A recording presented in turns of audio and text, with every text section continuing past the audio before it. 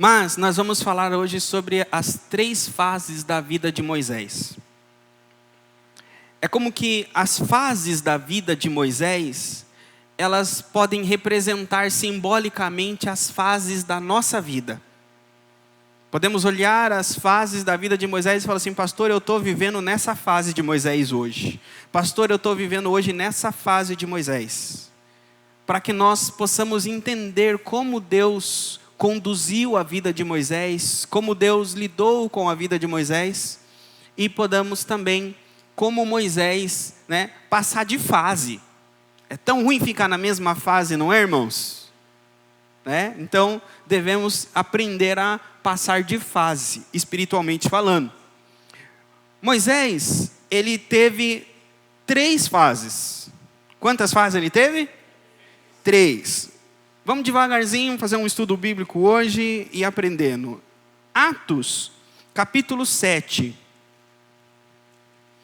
Falei, pastor, mas você vai falar de Moisés em Atos? Falei, vou falar de Moisés em Atos, irmãos. Atos capítulo 7 é uma pregação de um diácono. O diácono Estevão, ele estava pregando e debatendo com os fariseus, e nessa pregação ele falou a história do povo judeu. E dentro dessa pregação ele falou da vida de Moisés. No capítulo 7, versículo 23, ele está dizendo o seguinte: ao completar 40 anos, Moisés decidiu visitar seus irmãos israelitas. Esse é o versículo 23. O versículo 20, coloca agora, por favor. Naquele tempo, nasceu Moisés, que era um menino extraordinário, formoso. Por 3 meses ele foi criado na casa de seu pai.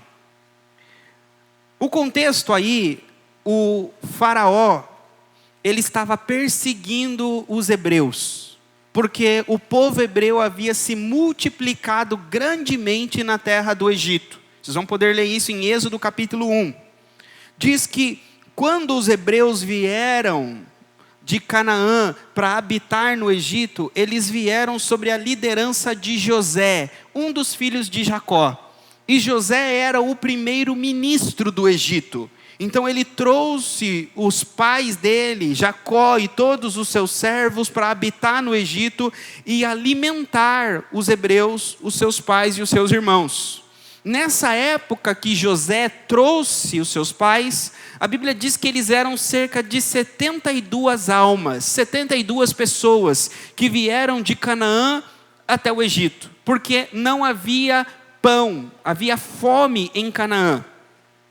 E quando eles chegaram no Egito, então José havia guardado muito alimento, porque José recebeu a revelação de Deus que haveria 7 anos de fome e depois haveria 7 anos de fartura. Ao contrário, 7 anos de fartura e depois 7 anos de fome. E durante os 7 anos de fartura, ele foi acumulando e acumulando os grãos. E quando chegou a fome, ele trouxe a sua família para habitar no Egito, para que ele pudesse alimentar a sua família ali, porque os anos de fome ainda continuariam. E diz que eles então foram habitar na terra de Gósen, no Egito, que era uma terra fértil, e ali eles iriam cuidar das suas ovelhas. E Faraó recebeu de braços abertos os familiares de José, porque José era um primeiro-ministro que Faraó gostava dele. Então Faraó falou assim: leva a sua família para Gósen, e que eles cuidem também dos meus animais e dos meus rebanhos. Então os hebreus passaram a ser os pastores dos rebanhos de Faraó. E eles eram cerca de 72 pessoas.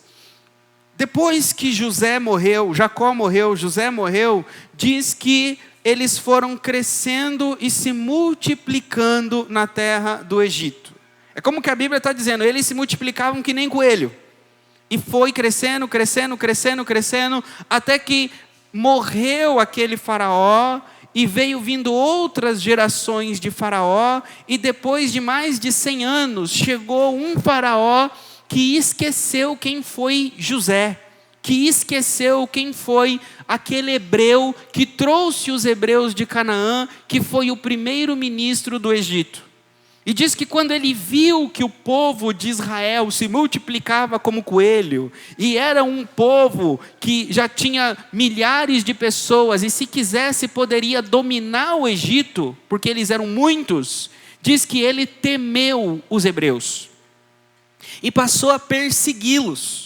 Perseguindo ele, então, primeiro falou o seguinte: todos os homens que nascessem do sexo masculino deveriam ser jogados no rio Nilo. Foi só uma redundância, tá? Homem só é um sexo, masculino.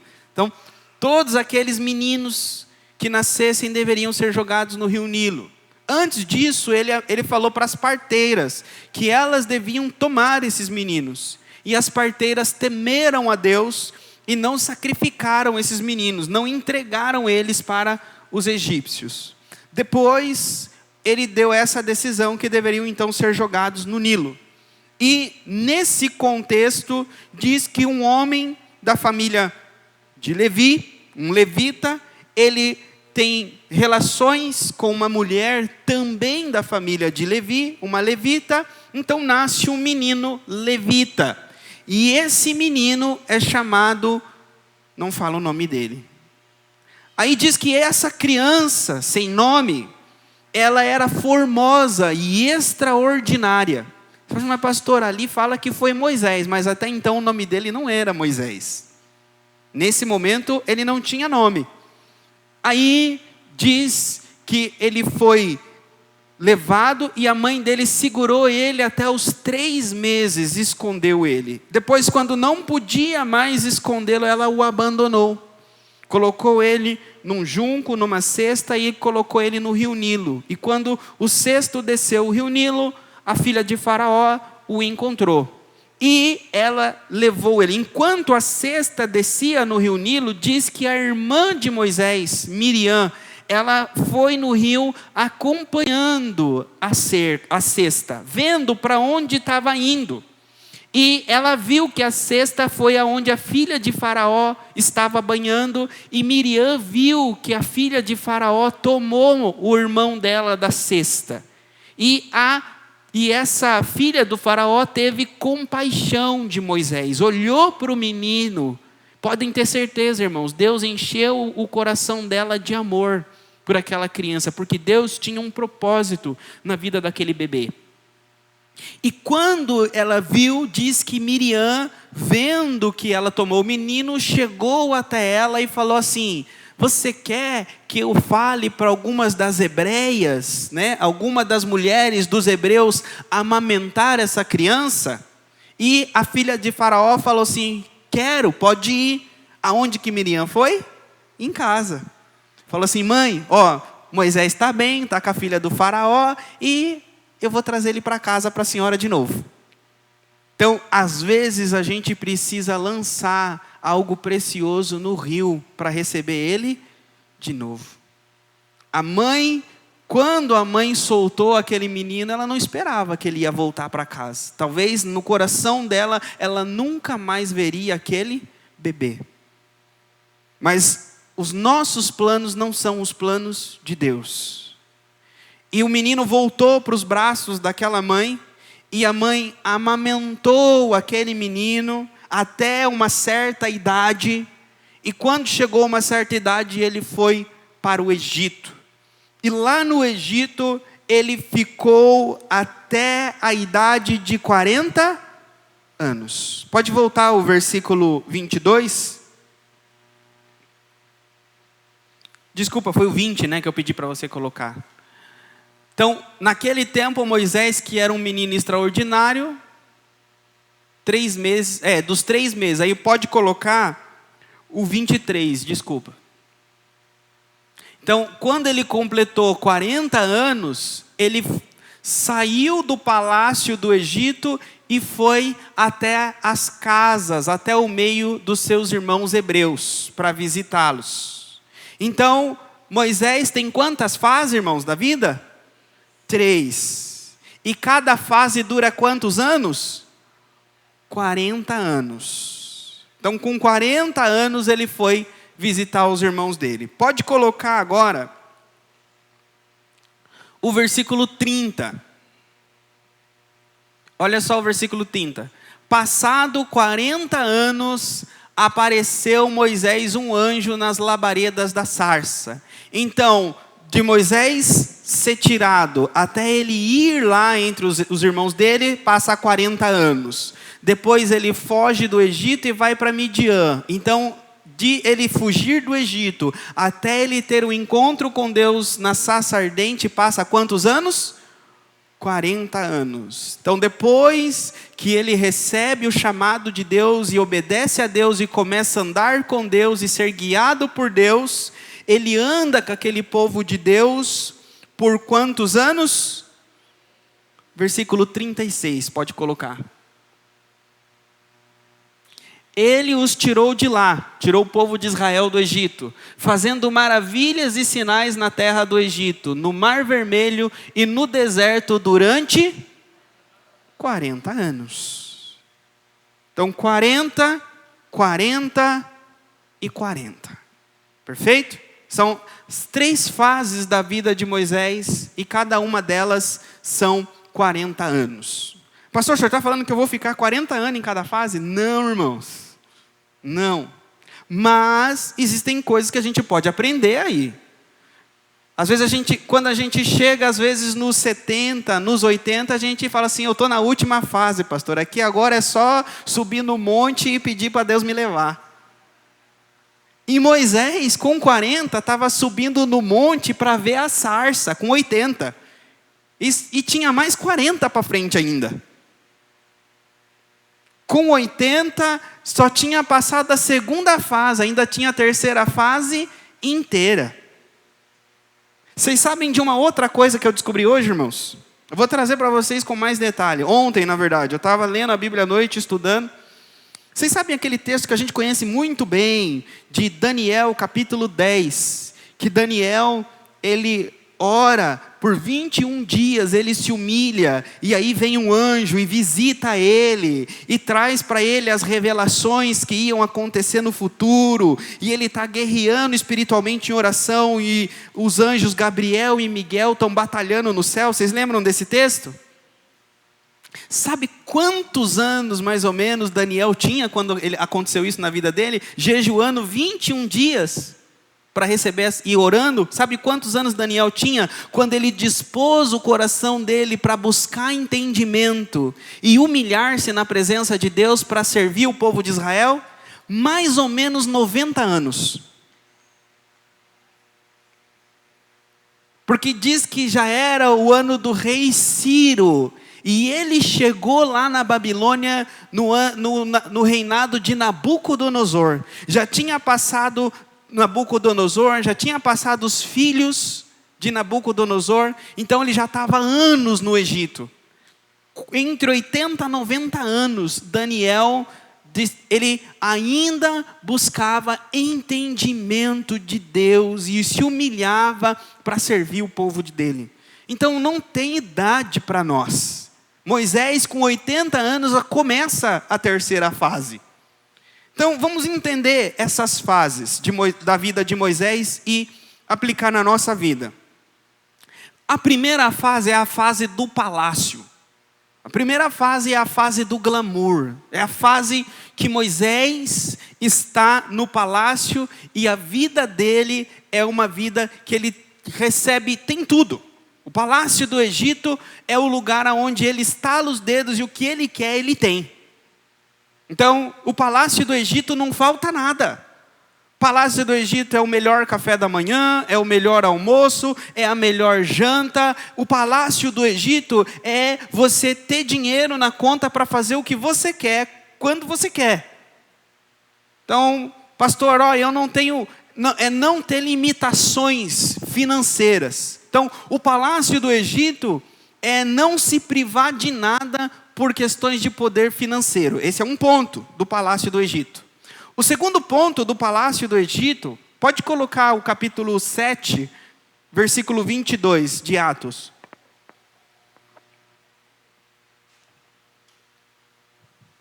Diz aí: ele foi instruído em toda a sabedoria dos egípcios e veio a ser poderoso em palavras e obras. No Egito, então, ele tinha instrução, sabedoria, poder. O Egito é um lugar do conhecimento humano. É um lugar onde o teu conhecimento leva você, o teu conhecimento abre portas para você. O teu conhecimento te dá um distintivo, te dá um poder. Ou seja, o palácio do Egito é que o que abre as portas para mim não é Deus. O que abre as portas para mim não é Jesus. É o meu diploma, é o meu nome, é meu poder, é o que eu tenho, quem eu sou, que abre portas para mim. Esse é o Egito. Segunda coisa aí que diz do Egito é, como eu falei, essa questão do poder. O poder é isso, é você ter o controle, o domínio, o poder da tua vida. Estão entendendo até aqui? Esse é um ponto do lado humano. Humanamente falando, então, quem vive no Egito é uma pessoa que tem poder. É uma pessoa que faz o que quer, quando quer, a hora que quer. Ela tem nome, ela tem poder aquisitivo, ela tem conhecimento, ela entra e ela sai aonde ela quer, a hora que ela quer. Ninguém fecha uma porta na cara dela. Isso falando em nível humano. Agora vamos falar no nível espiritual do Egito. Vamos para Hebreus capítulo 11.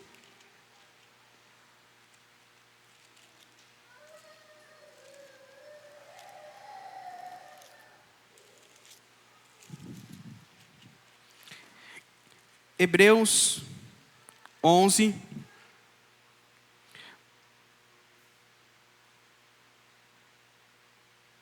versículo 25. Diz aí que Moisés preferiu ser maltratado com o povo de Deus a desfrutar prazeres do pecado durante algum tempo. Por amor de Cristo, considerou sua desonra uma riqueza maior que os tesouros do Egito, porque contemplava uma recompensa. Então está dizendo que o Egito era os prazeres do pecado. Então, a vida dos palácios do Egito é uma vida de pecado. Pessoas, imagine então que o Egito é uma vida onde você vive sem Deus. Você vai para festas, vai para orgias, vive a sua vida à sua maneira, usa do seu dinheiro, faz o que quer, quando quer, a hora que quer. O palácio é o teu tesouro. O seu poder aquisitivo é o seu tesouro. O seu nome é seu tesouro. Esse é o Egito. Tudo que o meu olho desejou, eu não reservei para mim, eu comprei, eu me dei, eu usufruí de tudo que eu poderia. Esse é o primeiro estágio da vida de Moisés. Perfeito? O segundo estágio, nós já vamos voltar para as nossas vidas, tá bom? Eu vou passar os 3 estágios rápido e depois nós vamos voltar para as nossas vidas. O que aconteceu? Moisés, ele estava nesse estágio, mas ele foi visitar o povo de Deus, os irmãos dele. Ele foi visitar os hebreus. E diz que ele chegou lá e ele achou que ele ia ser o libertador dos hebreus. Ele chegou lá, viu um egípcio batendo, oprimindo um hebreu. Ele olhou para um lado, olhou para o outro, viu que ninguém estava olhando e ele atacou o egípcio e matou o egípcio. Escondeu o egípcio na areia e foi viver como se nada tivesse acontecendo, porque na cabeça dele, ele viu que o povo dele, os hebreus, os irmãos dele estavam sofrendo, e ele seria o libertador. Sabe às vezes a síndrome do poderoso, que acha que pode ser tudo? Hoje eu sou um filântropo, amanhã eu sou um herói. Eu ajudo quem eu quero, eu faço como quero, quando eu quero e a hora que eu quero. Então, quando ele chegou lá, ele achou que o povo dele ia falar assim: é o nosso libertador. E aí, no outro dia, ele saiu, viu 2 irmãos brigando, 2 hebreus, e falou o seguinte: ó, por que vocês estão fazendo isso? Vocês são irmãos, vocês são o mesmo povo. E diz que um virou para ele e falou assim: você vai fazer o quê? Você vai me matar igual você matou o egípcio? Quem colocou você como juiz sobre nós? E diz que quando ele ouviu isso, ele falou: então provavelmente já espalhou a notícia da morte do egípcio e ele precisou então fugir. Então ele deixa a riqueza, o dinheiro, tudo, todo o palácio do Egito, o nome, o poder aquisitivo, fica tudo, e ele sai para o deserto, só com a roupa do corpo. Quando ele sai, ele vai para uma terra chamada Midian. E lá em Midian, ele conhece um homem chamado Jetro. No capítulo 2 de Êxodo, o nome dele é Reuel, e mais para frente ele também é chamado de Jetro. E diz que Moisés, ele se contenta em habitar com esse homem. Se contenta. Então ele não tem nada do palácio do Egito, mas ele chega na casa de um homem, Reuel, casa com a filha desse homem, Zípora, e ele tem contentar. Primeira coisa, então, o segundo estágio da vida de Moisés é longe dos palácios, sem um tostão no bolso, né? Sem os carros, sem as limousine, sem o glamour, sem a mesma conta bancária, mas agora ele tem contentamento. Ele está feliz. 2, ele tem uma esposa e tem filhos, Zípora, Gerson, então agora ele tem família. Então o segundo estágio da vida dele é família, contentamento, e ele começa a trabalhar para esse homem chamado Jetro, capítulo 3, versículo 1. Então ele tem contentamento, família e trabalho. Poderíamos dizer que é um homem digno, trabalhador, trabalha para a família dele, tem contentamento com a casa dele, cuida das ovelhas de Jetro, é o homem que sai 8 horas da manhã de casa e volta às 6, o trabalho dele é para cuidar da família, é um homem que toda mulher quer casar, um provedor da casa, que se contenta com a família. Esse é o segundo estágio da vida de Moisés. Mas Deus não queria ele nesse estágio. Deus tinha um outro estágio para ele. E ele fica nesse estágio, nessa escolinha, por quanto tempo? 40 anos.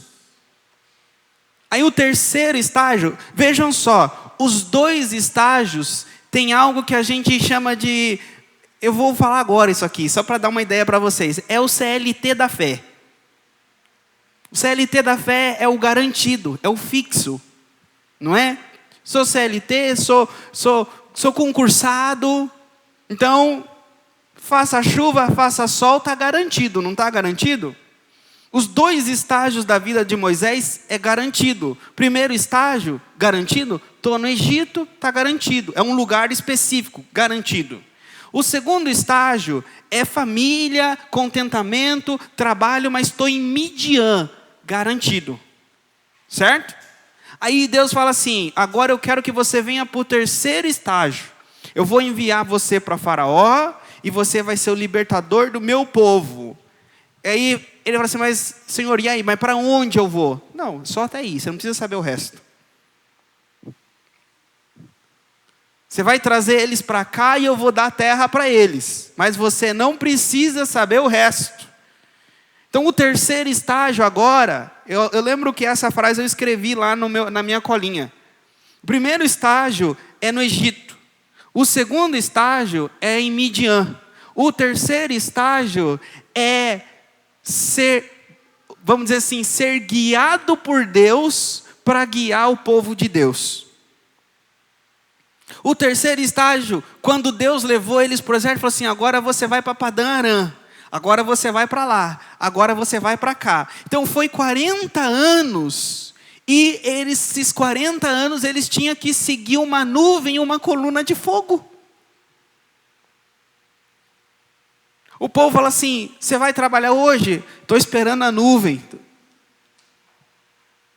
Imaginem as pessoas falam assim, mas para onde você vai? Eu estou olhando aquela nuvem, para onde aquela nuvem for, eu vou. As pessoas vão falar assim, mas esse povo é maluco. Onde já se viu seguir uma nuvem? Seguir é como que eles esperavam para onde Deus ia levar. Esse é o terceiro estágio. O terceiro estágio é viver dependente e esperando em Deus. Mas diz lá que o terceiro estágio é que viu sinais e maravilhas. No terceiro estágio, Moisés falava com Deus face a face. No terceiro estágio, eles andavam sobre as águas. No terceiro estágio, eles comiam pão que desceu do céu. No terceiro estágio, eles bebiam água que saía da rocha. No terceiro estágio, eles comiam churrasco de codornizes. No terceiro estágio, eles derrubavam gigantes. Vocês estão entendendo? Eu estava orando no carro aqui. E o que Deus me deu uma pegada no meu coração é que, sabe qual é um problema nosso hoje? A gente pede os sinais e os milagres de Deus para viver no estágio 1 e no estágio 2. A gente não quer os milagres para viver no estágio 3. Agora, os milagres são para quem vive no estágio 3. É como a gente fala assim, Senhor, eu estou aqui nesse trabalho, mas abre as portas para mim, Senhor, que eu ande, que abre o mar do meu trabalho para que eu passe em terra seca, Senhor. Mas Deus abriu o mar para o povo dele passar. Deus não abriu o mar para dar contentamento, paz e uma família feliz do segundo estágio. Deus não abriu o mar para aumentar a riqueza e o poder e as posses dele no primeiro estágio. O mar se abre para quando o povo de Deus precisa passar pelo mar. O maná cai do céu quando o povo de Deus está passando fome. Então é como que Deus está dizendo o seguinte para mim e para você. Quando nós abrirmos mão das coisas, da nossa vida, das nossas prioridades, para viver as prioridades de Jesus, do povo de Jesus, cuidar do povo de Deus, nós veremos sinais, maravilhas e milagres. Como que você precisa de uma cura física. Mas por que você precisa de uma cura física? Porque, pastor, eu preciso jogar bola. E se Jesus fala assim, não, se você quiser uma cura física para ir fazer uma visita nas montanhas, um povo que precisa ouvir a palavra, eu te dou. Para que você quer uma porta de emprego? Pastor, para mim é melhorar a condição da minha família. Tá, e a minha família? O que você vai fazer com a porta de emprego que eu te der? O que você vai fazer pela minha família? Você vai cuidar dos seus e dos meus. Você vai cuidar? Porque Deus, o terceiro estágio, Deus falou para Moisés, agora você vai ser o capitão e o libertador do meu povo. Os milagres não são para nós. Os milagres são para o povo de Deus. Vocês são povo de Deus. Mas podem ter certeza que quando vocês dependerem dos milagres para fazer mais bem, para ter mais compaixão, cuidar mais do povo de Deus, vocês vão receber muito mais milagres. Por quê? Porque os milagres são a caixa de ferramenta daqueles que cuidam do povo de Deus. Então, irmãos, só Deus sabe, para ser pastor, que eu preciso. No meu emocional, no meu espiritual, no meu financeiro, irmãos, não falta nada. Mas também Deus sabe que a minha vida é para cuidar do povo de Deus. Então eu vejo muitos milagres. Então cuidar os milagres é para aqueles que vivem no terceiro estágio. Então a palavra de Deus para vocês hoje é: saiam do Egito.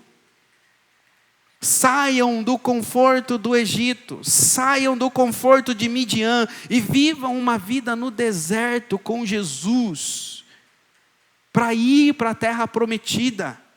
E lá vocês vão ser cuidados, satisfeitos. A palavra que o Senhor colocou no meu coração para falar para vocês é que o nosso espírito, A gente fala assim, pastor, eu acho que eu não estou no Egito não, pastor. A coisa lá em casa, se o senhor visse lá, eu estou com o carrinho velho, não tô dirigindo nenhuma limusine, pastor. Picanha faz anos que eu não sei o que é, pastor. Então, acho que no Egito eu não estou. Eu posso estar em Midian, ali trabalhando, cuidando das ovelhas dos outros, trabalhando lá para o meu patrão. Posso estar em Midian, minha vida está difícil, pastor. Mas no Egito eu não estou. Sabia que é possível estar em Midian e o coração está no Egito? Sabia que não é aonde nós estamos fisicamente, literalmente, é aonde está o nosso coração. Tem gente que não está no Egito, mas sonha em um dia chegar lá. Sonha em um dia, fala assim, pastor, eu quero um dia, pastor, ter o cartão, comprar o que eu quiser, e fala assim, só passar aí. Não quero preocupar, pastor, eu quero ir, pastor, lá no restaurante e não olhar o lado direito do menu. Eu quero olhar só o lado esquerdo. Não quero olhar quanto eu vou pagar, eu só quero olhar o que eu quero comer. Porque hoje em dia, pastor, eu tenho que olhar os dois lados, porque, às vezes não dá. Irmãos, isso aí é coração de quem está no Egito. Porque quem vive, o povo de Israel no Egito comia cebola. O povo de Israel no deserto, Deus, se eles pediram para Deus, Deus mandou até codornizes, carne. Eu falo para vocês, vivam para Jesus e vocês vão ver os milagres. Irmãos, eu já entrei em casas servindo a Jesus que não me deram nenhuma água, que não tinha. Entrei em casas que não tinham um café para oferecer. Entrei uma vez em uma casa na beira do rio, não sei o que, acho que era Rio Amazonas, e me deu um copo de água igual esse, do rio, marrom. Fechei o olho, irmãos, tomei tudo num gole só. Não repeti, mas tomei tudo. Era o que eles tinham para oferecer. E eu já entrei em casas, irmãos, que eu comi do bom e do melhor. Comi do bom e do melhor, com sobremesas. E ainda ganhei centenas de reais de oferta quando saí. Jesus prepara tudo para nós. Já ganhei viagem de avião. Ganhei tanta coisa. E sabe por que eu ganhei todas essas coisas? Porque essas pessoas viram Jesus em mim. Não era eu. Elas queriam cuidar do servo de Jesus. Só que esse sentimento no coração delas, quem colocou foi Jesus. A questão é,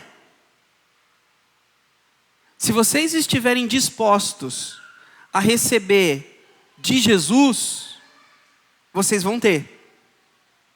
Porque que eu encerro aqui, mas eu termino com essas palavras. Às vezes a gente quer ter tanto, porque para a gente às vezes é vergonhoso que outra pessoa pague a nossa conta. Pastor, eu quero ter, porque eu não... É vergonhoso alguém ir lá e me abençoar. Então, se você não sabe ser abençoado, você não sabe abençoar. Quando Jesus cuida de nós, pode ter certeza que não importa o que você tenha, sempre vai ter alguém que vai ter mais coisa que você. Pode ser que você tenha mais dinheiro que outra pessoa, mas ela tem mais paz que você. Pode ser que você tenha mais paz que outra pessoa, mas ela tem uma coisa que você não tem. Então sempre alguém vai ter uma coisa que você não tem.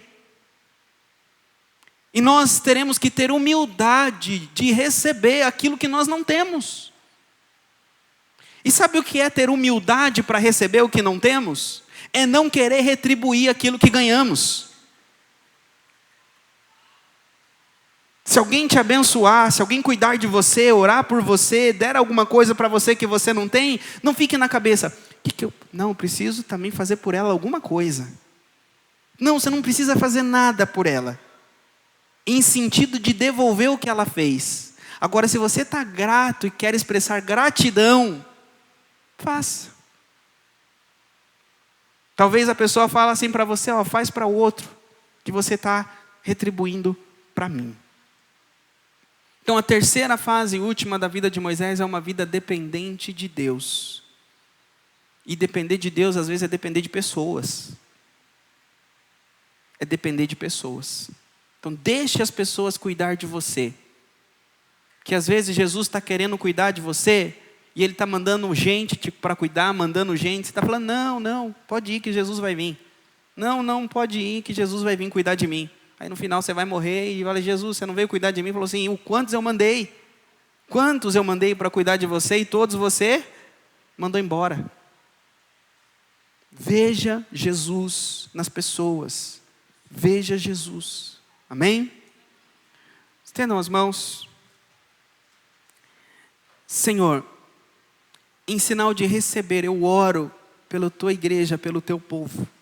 Que eles passem pelas fases da vida de Moisés com fé.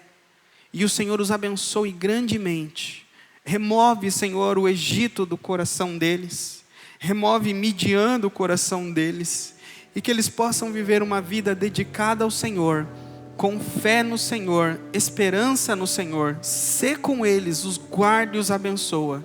Senhor, eu te peço em nome de Jesus, que o Senhor venha transformá-los, protegê-los e guardá-los.